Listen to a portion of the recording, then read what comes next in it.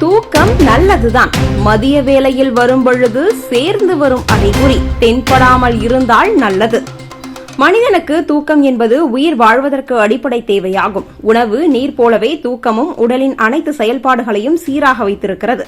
நிபுணர்கள் சொல்லும்படி ஒரு ஆரோக்கியமான பெரியவருக்கு தினமும் 6 முதல் 8 மணி நேரம் தூங்கினால் போதுமானது. ஆனால் சிலர் 9 மணி நேரத்திற்கு மேல் தூங்கும் பழக்கத்தில் இருப்பார்கள். இது ஓய்வை தருவதற்கு பதிலாக சில உடல்நல சிக்கல்களின் அறிகுறியாகவும் கருதப்படுகிறது.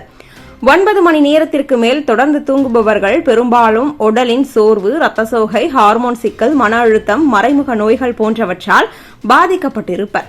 உடல் இயல்பாக சோர்வடைவதற்கு காரணம் இல்லாவிட்டால் கூடுதல் தூக்கம் தேவைப்படாது. அதிக நேரம் தூங்கினால் நரம்பியல் அமைப்பு பாதிக்கப்படும். மூளையின் செயல்பாடு மெதுவாகும். நினைவாற்றல் குறைவு, கவனக்குறைவு, தீர்மானம் எடுக்கும் திறன் குறைவு ஆகியவை ஏற்படும். இதனால் மாணவர்கள், அறிவியல் ஆராய்ச்சியாளர்கள் அல்லது அதிக கவனம் தேவைப்படும் வேலை செய்யும் நபர்கள் செயல்திறனை இழக்கலாம். தூக்கம் மற்றும் மனநிலை நேரடியாக தொடர்புடையவை. அதிக நேரம் தூங்கும் பழக்கத்தால் மூளையில் ஹார்மோன் சீர்கேடு ஏற்பட்டு மனசோர்வு அதிகரிக்கும். சோர்வு, சலிப்பு, சுறுசுறுப்பின்மை போன்றவை தினசரி வாழ்க்கையை பாதிக்கும்.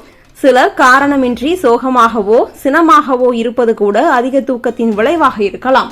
நீண்ட நேரம் தூங்குவதால் உடலின் மெட்டபாலிசம் மந்தமாகிவிடுகிறது. அதாவது உணவை எரித்து சக்தியாக மாற்றும் வேகம் குறைந்து சதைகள் அதிகரிக்கும்.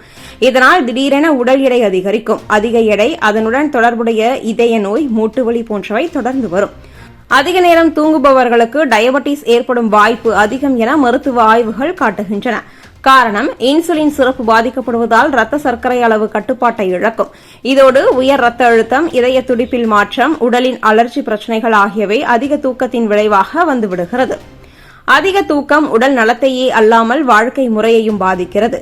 நேரத்தை வீணாக்கும் பழக்கமாக மாறி வேலை நேரம், தனிப்பட்ட திட்டங்கள் அனைத்தும் பாதிக்கப்படும். தாமதம், சோம்பேறித்தனம், குறைந்த செயல்திறன் போன்றவை தினசரி வாழ்க்கையை சிக்கலாக்கும்.